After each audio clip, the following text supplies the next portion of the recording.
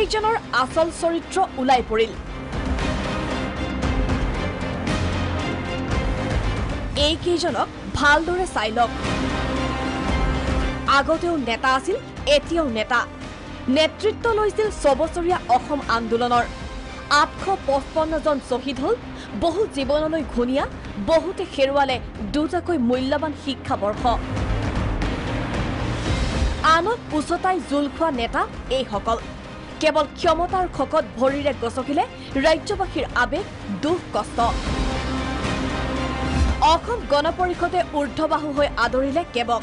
কেৱল গাদী ধৰি ৰখাৰ স্বাৰ্থত অসম গণ পৰিষদৰ সভাপতি অতুল বৰাই ক'লে, আমি কেবৰ বিৰোধিতা কৰি চৰকাৰৰ পৰা ওলাই আহিছিলোঁ, কিন্তু ৰাইজে আমাক ভোট নিদিলে, সেয়ে আমি এইবাৰ ৰাইজৰ লগত আছো। ৰাইজৰ মতেৰে যাম আৰু ইয়াত ডিটাৰমাইন। আমি কৈছোঁ ৰাইজৰ নিৰ্দেশ মতে আমি মানি চলিম। ৰাইজে যি ডাইৰেকশ্যন দিয়ে আমি সেইমতে যাম। আৰু যোৱাবাৰ আমি ভুল ভাবিছিলোঁ যে ৰাইজৰ ডাইৰেকশ্যন আছিল, কিন্তু পিছত প্ৰমাণিত হ'ল নাছিল, এমুঠিমান মানুহৰ ডাইৰেকশ্যন আছিল।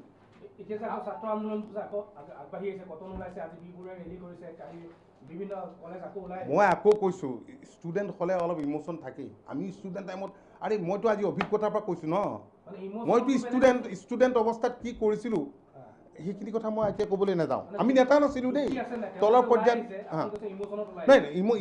নাই, আমি অসম আন্দোলনটো ইম'শ্যনতে হৈছে। তেওঁলোকে বিবেচনা কৰিছে যে কেবে ক্ষতি কৰিব, যিটো আমি বিবেচনা কৰিছিলোঁ। তেওঁলোকেতো নতুন কেবখনটো দেখা নাই, নতুন কেবখন আমিও দেখা নাই, কিন্তু আমি যিহেতু এই ইছ্যুটোৰ লগত ডিপলি ইনভলভ আছোঁ, আমি কথাখিনি এতিয়া হৃদয়ংগম কৰিছোঁ। অসমৰ ছাত্ৰ সমাজৰ দ্বাৰা কেব বিৰোধী আন্দোলনক আৱেগিক আন্দোলন আখ্যা অসম গণ পৰিষদৰ সভাপতি অতুল বৰাৰ। কেবৰ ভিতৰত কি আছে ছাত্ৰ সমাজে নাজানে। কেব যে সংসদত উত্থাপিত হয় তাকো নাজানে ছাত্ৰ সমাজে। আন্দোলন কৰে, কি কৰে, তাৰপিছত মই সকলোকে দোষাৰোপ কৰিব খোজা নাই। আজি নিস্বাৰ্থভাৱে কিছুমান শিক্ষানুষ্ঠানৰ ছাত্ৰ ছাত্ৰী ওলাই আহিছে, আৱেগিক ইম'শ্যনেল ওলাই আহিছে, কাৰণ তেওঁলোকে পাষ্টটো নাজানে। অতীতত কিমান আন্দোলন হৈছে তেওঁলোকে নাজানে। কেব যে বিধানসভাৰ মজিয়াত, সংসদৰ মজিয়াত যে, বিধানসভাৰ মজিয়াত নহয়, সংসদৰ মজিয়াত যে কেইবাবাৰো আহিছিল, এই কথা তেওঁলোকে নাজানে। কেবৰ ভিতৰত কি আছে নাজানে। কিছুমান খুব যিবিলাক কনচাছ ষ্টুডেণ্টছ সেইবিলাকে জানে।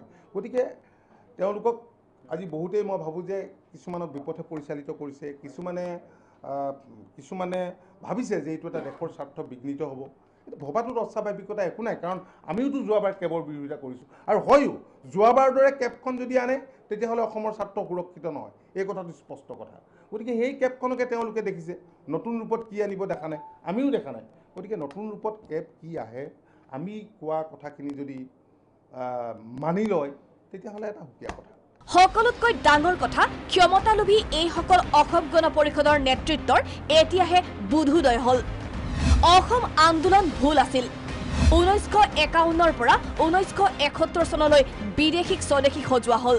যে আন্দোলন কৰিলোঁ 51 চনৰ পৰা 71 চনলৈকে বিদেশীখিনিক ৰাখিলোঁ, এইটোতো হয় বাস্তৱ সত্য। অসমৰ জনসাধাৰণে মেণ্ডেট দিছিলে নেকি, কৈছিলে নেকি এইটো কৰিবৰ কাৰণে? হোৱাটো নাই, কিন্তু সেয়া এটা বিশেষ পৰিস্থিতিত সেই সময়ত হয়তো আন্দোলনৰ নেতৃত্ব কৰিবলগীয়া হৈছিল।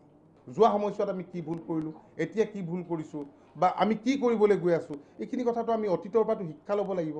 মই আকৌ কৈছোঁ, ইয়াৰ মাজতে সঁচা কথা কৈ দিলে অসম গণ পৰিষদৰ সভাপতি তথা মন্ত্ৰী অতুল বৰাই। Politics is a power game. Asom Gana পৰিষদৰ মন্ত্ৰী বিধায়কক এতিয়া লাগে মাথো ক্ষমতা। এইটো নহয়, শুনক, আমাক ক্ষমতাৰ খকত আমুক তামুক এনেকুৱা কৈছে। আজি political it is a power game, politics is a power game.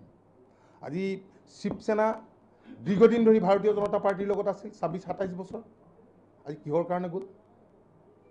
কিয় কাশ্মীৰত PDP বা ভাৰতীয় জনতা পাৰ্টীয়ে এলায়েন্স কৰিলে? গতিকে পলিটিক্সটো এটা পাৱাৰ গেম, আৰু সেই ক্ষেত্ৰত আমাকহে অকল চকুত পৰিলে মন্ত্ৰী 3টা আছোঁ, বুজিছেনে কথাটো? কিছুমান মানুহৰ যেন কাম সিমানেই, যেনে তেনে আমাক মন্ত্ৰীসভাৰ পৰা আঁতৰাব পাৰিলে তেওঁলোকৰ কামটো শেষ। আমাৰে চাম আছে এই মঞ্চ তঞ্চ কিবা কিবি আপোনালোকে দেখিছিলে।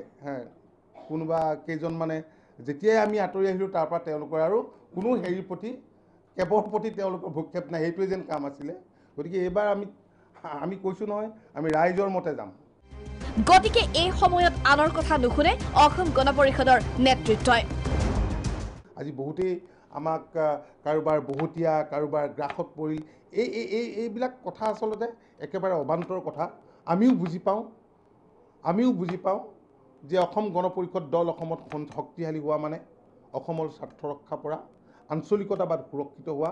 এই ক্ষেত্ৰত আমি কিছুমান ব্যক্তি বা কিছুমানৰ পৰা আমাৰ শিকিবলগীয়া আৰু জানিবলগীয়া নাই। আমি যি শিকিম, যি জানিম, যি কৰিম অসমৰ ৰাইজৰ ডাইৰেকশ্যন মতে আমি। সমগ্ৰ ৰাজ্যজুৰি চলা কেব বিৰোধী আন্দোলন অসম গণ পৰিষদক কৰা সমালোচনা অগপ নেতৃত্বৰ বাবে মূল্যহীন। বহুতে কোৱাটো আপুনি বাদ দিয়ক বহুতে কোৱাটো বাদ দিয়ক।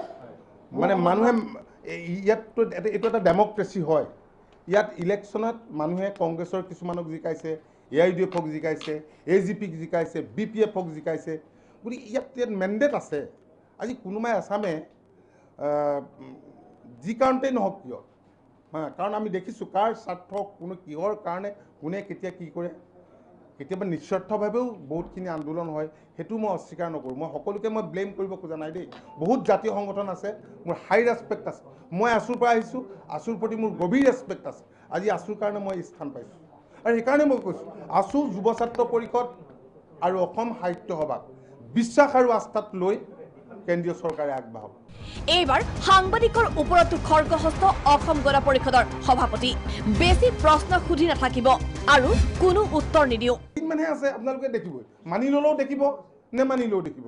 এইটো আজি দুদিনৰ আগত কিয় গৰ্ভত সন্তানটো মাইকিনে মতা চাব খুজিছে আপুনি, এইটো উচিত কথা নহয়। আজিকালি ডাক্তৰৰ পাৰ্মিশ্যন, এইটো মানে চিকিৎসা বিজ্ঞানেও পাৰ্মিশ্যন নিদিয়ে। আৰু মোক সুধি নাথাকিব আকৌ এবাৰ ভাবক, এইসকলৰ আহ্বান মৰ্মে এদিন ওলাই আহিছিল সমগ্ৰ ৰাজ্যবাসী। এওঁলোকক তুলি লৈছিল মূৰৰ ওপৰত। এওঁলোকৰ মুখত সকলো সময়তে অসম চুক্তিৰ কথা, আৰু এতিয়া গাদীৰ মুখত অখাৰ অসম চুক্তি। এয়াই অসমৰ জাতীয়তাবাদী নেতাৰ চৰিত্ৰ। কিন্তু ইতিহাস বৰ নিৰ্মম। ইতিহাসে চুকাফাকো জানে, ইতিহাসে লালুখোলা বদনহঁতকো চিনে। Bureau' report, Prag news.